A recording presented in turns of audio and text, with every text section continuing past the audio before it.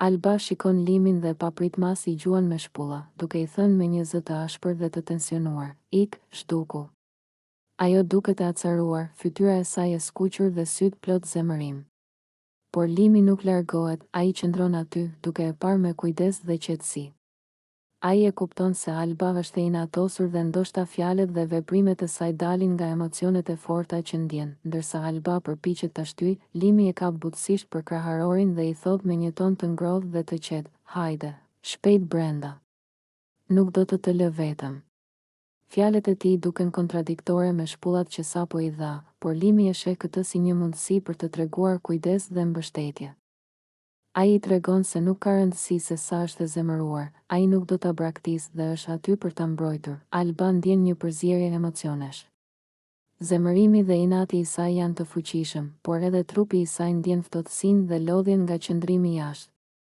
Limi vazhdon ta mbaj afër dhe i thot, "Futu brenda, Alba.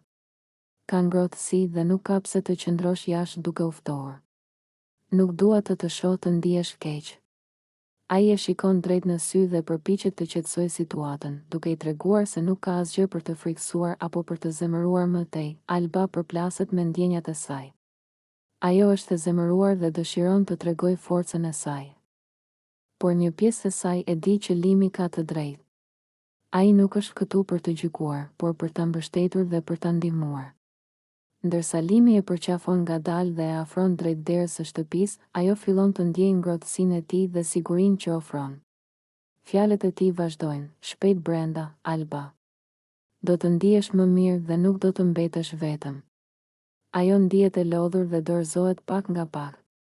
Duart e saj, që fillimisht ishin të ngrira dhe të forta nga zemërimi, fillojnë të relaksohen.